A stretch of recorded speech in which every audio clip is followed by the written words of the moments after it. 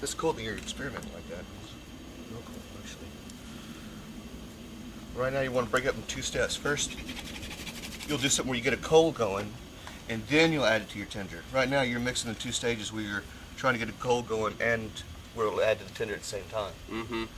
And I'm not saying it can't be done, but the way everybody else is doing it right now is they get a coal going.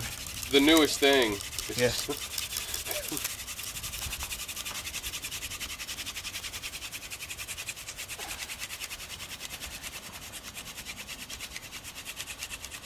Got some smoke. Yeah, I think if we had a side notch, it would start to collect there, and eventually